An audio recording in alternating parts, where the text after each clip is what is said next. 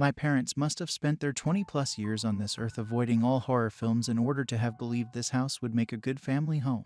They bought it when my mom was pregnant with my sister and claimed to have liked the nature-wide feel of it. This is an optimist's way of saying it's a decent-sized house that had the price dragged down due to it being across from the most monstrously daunting woods that Edgar Allan Poe and Alfred Hitchcock's love child could have conjured up. It stands like 1,000 gaunt giants about to declare war on our otherwise peaceful town with nothing but a small field that kids of the estate would play on to separate it from mine and my neighbors' homes that were bought for the same financial reason my ours was, being the morbidly curious toddler I was.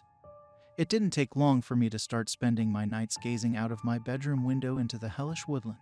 I'd sometimes make my sister come up with stories about the creatures that lurked within. She'd tell me about the shadow men, angry spirits that would hide in the darkness that nighttime provided, allowing them to creep at the edge of the woods with their only human quality being their bulging eyes that they used to look at the houses on our road and decide which little boy they wanted to steal from their bed and turn into a missing poster forevermore. A ghost story generic enough to send a jolt of terror through my 4-year-old body before hiding my face and asking her to continue while searching for those bulging eyes through the trees. My fascination with the unknown was healthy at that age. It was only when I grew old enough to start staying up late that things began spiraling. That's when I started hearing the scream. It was too faint to feel threatened by but too desperate to dismiss as kids messing around. Despite that being all my parents thought of it, it'll just be teenagers staying up late in the woods, probably getting drunk and being naughty where no adults can stop them. My dad would tell me once I reached 9 years old. Mrs. Nishal's from next door says kids have been doing it for years. It's probably just the local hangout. My mom would speculate when brought up to her. It gave me an opportunity to push it out of my mind. But I'd already spent too many nights creating stories of my own that would explain the cries of horror. The older I got, the more I'd stay up to listen. It tended to sound sometime after 11 p.m. but always before 2 a.m. The hardest part to fathom was the identical tone every night. I'd been hearing it for years now, and it was always the same few seconds at the same pitch with the same cracks in the vocals halfway through. It sounded like it came from a woman. Maybe it was the shadow men. Maybe they'd found a little boy to steal and they'd toy with his soul every night. I shuddered with fear and creative excitement. By 13, I did what any imagination-riddled kid would do, and I brought it up to my best friend Tyler in class. He wasn't as creative with his thoughts, but shared my love of finding a mystery and making it as gory as possible. I heard an older girl went missing in there years back.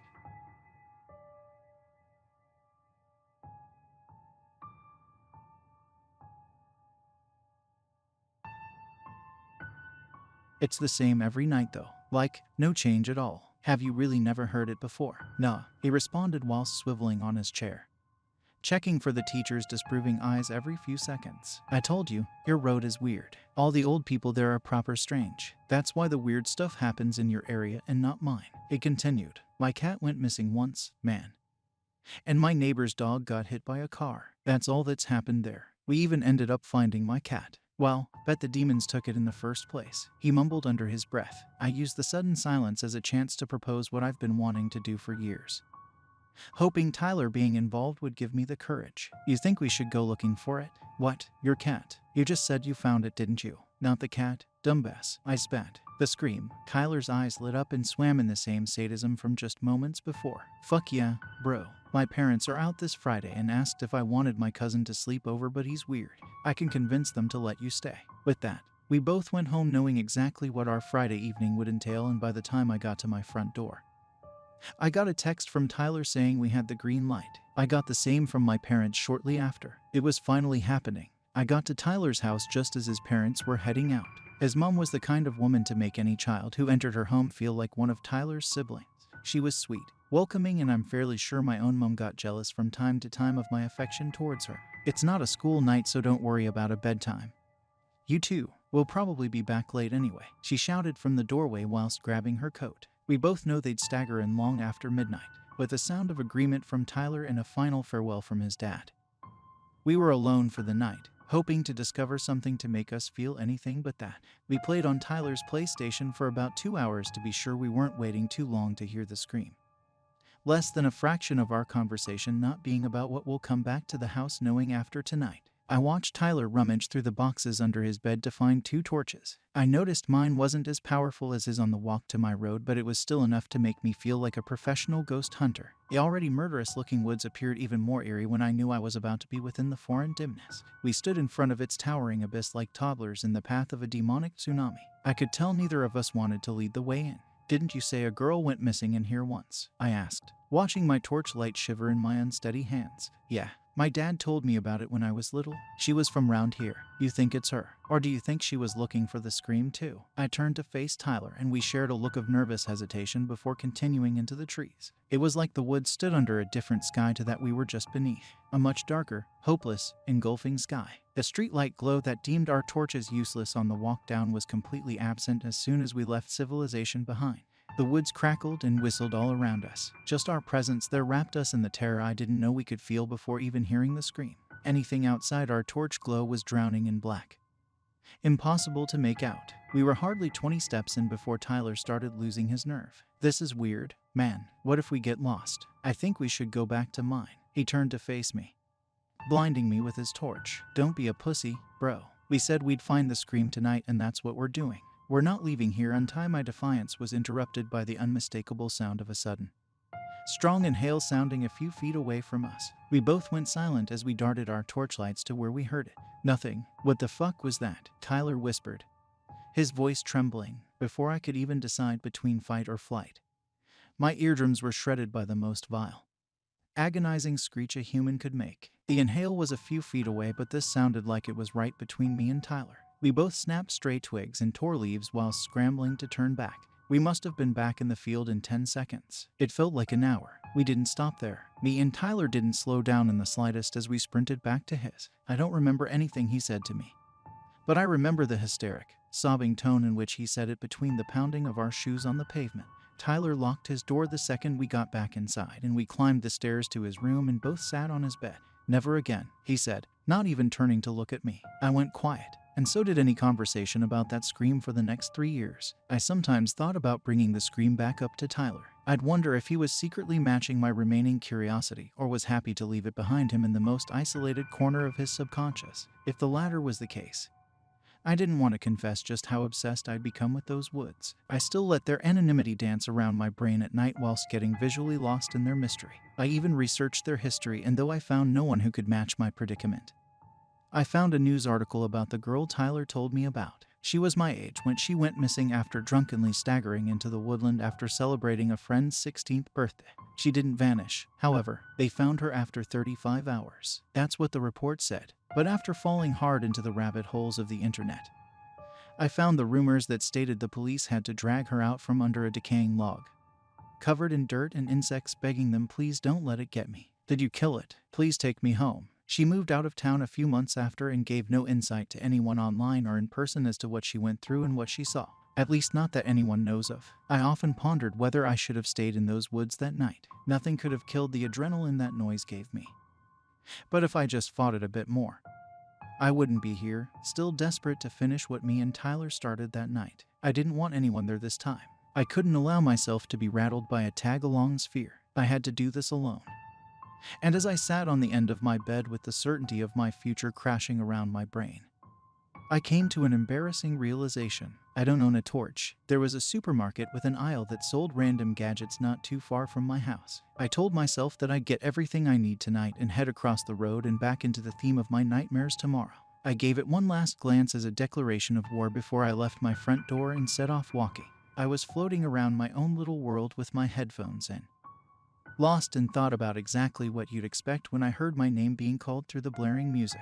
I looked up to see Tyler wandering across the road, a big smile on his face. "How you doing, bro? Where you off to?" He was more dressed up than he tended to be. "Just heading to the shops for a couple of things." "What are you doing?" "I told you in science today. Man, Charlotte's having a party since her parents are away. We're heading there now." I looked across the road to see some familiar faces from school waiting for Tyler. "Oh, yeah, I completely forgot. You should come with us. You never go out anyway. It'd be good to leave that bedroom once in a while." "Nah, don't worry about me, man. Honestly, I need to go shopping anyway." "You getting food?" he asked with a raised eyebrow. "No, you getting something important?"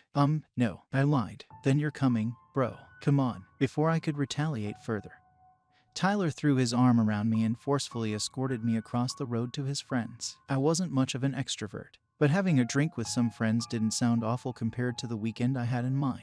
Plus, I had a bit of a crush on Charlotte and had been told she felt similar. I could always get the torch tomorrow. Anyway, everyone was already drunk by the time we got there. I wasn't too upset about this since it distracted them from my very unprepared appearance. Charlotte was no exception. She ran over to me and Tyler, hugging us both but kissing me on the cheek. She pushed 2 beers into our hands and encouraged us to drink. So we did. Me and Tyler stood in her kitchen and went from awkward small talk to tipsy reminiscing to full-blown drunken idiots.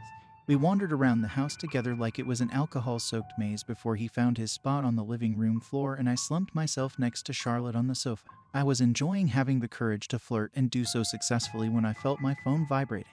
I pulled it out my pocket to see my mum calling. Shit, it was midnight and I never messaged her to tell her I was going out. She must have just got back from her date night with Dad. I hardly said goodbye before rushing out of the door and wobbling down the road without even tying my shoelaces. I took a few breaks to lean against a lamppost and pray the spinning would calm. I found my panicked run downgrading into a clumsy stroll. All I could think about was what tonight distracted me from. The same images spiraled behind my eyes over and over. I caught myself muttering some of my thoughts out loud now and then. I was a mess. By the time my house was a few steps ahead, sobriety was still miles worth of travel away. I fumbled through my pockets for my house keys and put my phone's flash on so I could see what I was doing. I was less than a second away from slotting the key into my door when I realized where I was and what I was holding. My phone's flash was nothing compared to the light of a good torch. But I was too intoxicated to care. I turned around and faced my next bad drunken decision. I crossed the road and made my way through the field. Alcohol had given me more courage than Tyler ever could. I wasn't scared or nervous, just excited and adventurous. The flash lazily swayed through the trees as I approached, and I didn't even stop before piercing the thick darkness. I was deeper into the woods in 30 seconds than me and Tyler got the whole time we were there. I tripped over branches and bumped into trees but continued onwards. "Hello," I bellowed. "I'm here to hear you screaming. Am I too late? Why don't you come out and let me see you?" I slurred into the air. There was nothing but the scurry of small animals and the calling of birds. I let my uncoordinated body sink to the ground and sat against a tree. I examined my surroundings with blurred vision and let my eyes adjust. It was darker than I remembered. Actually, it was getting darker the longer I sat. I watched any hint of light slowly vanish until I was able to acknowledge what was happening. I was falling asleep. I was awoken by a loud crackle of snapping branches. I didn't know how long I'd been out, but my phone's flash was still on, so it couldn't have been long. As I tried to process what I just heard, it sounded again. It sounded like a gang of people moving through the trees suddenly and then stopping to repeat the same action. I dragged myself to my feet, only slightly more sober than I was before I nodded off. I frantically tried to remember which way I came, and as the crunching continued, I soon stopped caring and just wanted to be out of the hell I willingly re-entered. The noises were getting closer. I hadn't even set off running when a familiar noise savaged the silent woods. The scream was back, and this time, whatever it was right behind me. I only ran a few feet when my path was obstructed by something. A tree or a fallen log, maybe. I didn't stop long enough to analyze. I turned left to keep running and was stopped by an identical structure. I spun in every direction besides the one in which the scream just sounded from and came to a realization that twisted my stomach and clawed at my brain. Whatever was stopping me wasn't part of the woods. They were tall, slim silhouettes of barely human creatures blocking my every escape. They moved towards me, but their legs didn't stride. My malfunctioning brain was taken back to my sister's stories of the shadow men.